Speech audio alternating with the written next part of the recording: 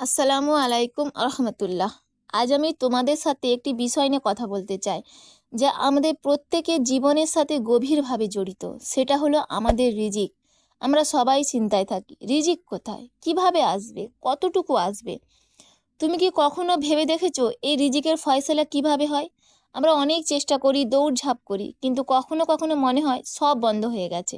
আবার কখনো দেখি না চাইতেই আমাদের কাছে রিজিক চলে আসছে। ইসলাম আমাদের শেখায় এই রিজিকের মালিক একমাত্র আল্লাহ তাআলা। তিনি আমাদের প্রত্যেকের রিজিকের দায়িত্ব নিয়েছেন। কুরআনে আল্লাহ বলেছেন, আর পৃথিবীতে বিচরণশীল এমন কোনো প্রাণী নেই যার জীবিকার দায়িত্ব আল্লাহ গ্রহণ করেননি। সূরা হুদ আয়াত 6। ভাবো তো, মহান আল্লাহ নিজেই আমাদের জীবিকার দায়িত্ব নিয়েছেন, তাহলে আমরা এত চিন্তা করি কেন? রিজিকের ফয়সালা কিন্তু অনেক আগেই হয়ে গেছে। মহান আল্লাহ তাআলা যখন আমাদের সৃষ্টি করেছেন, তখনই আমাদের জন্য কতটুকু রিজিক তার নির্ধারণ করে রেখেছেন। হাদিসে এসেছে, রাসূলুল্লাহ সাল্লাল্লাহু আলাইহি ওয়াসাল্লাম বলেছেন, তোমাদের প্রত্যেকের সৃষ্টির 40 দিন পরে তার রিজিক, তার আমল এবং সে জান্নাতি না জাহান্নামী হবে তা লিখে ফেলা হয়। সহিহ বুখারী। তার মানে আমাদের জন্য কতটুকু রিজিক সেটা আসমানে লেখা হয়ে গেছে।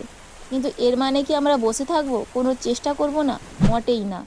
এই ফায়সালা হওয়ার মানে হলো আল্লাহ ঠিক করে রেখেছেন কোন উপায় আমাদের রিজিক পৌঁছাবে। সেই উপায় খুঁজে বের করাটা হলো আমাদের দায়িত্ব। আমাদের চেষ্টা করাটা ওয়াজিব, কিন্তু ফলাফলের মালিক একমাত্র আল্লাহ। আর এই চেষ্টার মধ্যেই লুকিয়ে আছে বরকত। যেই পাখিটা আমরা দেখি সকালবেলা খালি পেটে বাসা থেকে বের হয় আর সন্ধ্যায় ভর পেটে ফিরে আসে, সেই পাখিটাও আল্লাহর উপর ভরসা রেখে রিজিকের সন্ধানে বের হয়। আমাদেরও তাই করা উচিত। তাই যদি আজ তোমার কাছে রিজিক কম মনে হয়, হতাশ হবে না। বুঝবে আল্লাহ হয়তো তোমার জন্য আরও ভালো কিছু ভেবে রেখেছে। আর যদি বেশি পেয়ে যাও, অহংকার করবে না। বুঝবে এটা আল্লাহর পরীক্ষা। সব অবস্থায় আল্লাহর শুকরিয়া আদায় করো। মনে রাখবে, রিজিক শুধু টাকা পয়সা নয়, ভালো বন্ধু, সুস্থ শরীর, সুখী পরিবার, মানসিক শান্তি, এইগুলোও হলো বিরাট রিজিক। আল্লাহ চান আমরা সব ধরনের রিজিক পাই। আমরা যেন হালাল পথে রিজিকের সন্ধান করি, ধৈর্য ধরি এবং সবসময় আল্লাহর উপর ভরসা রাখি। এই হোক আমাদের আজকের শিক্ষা।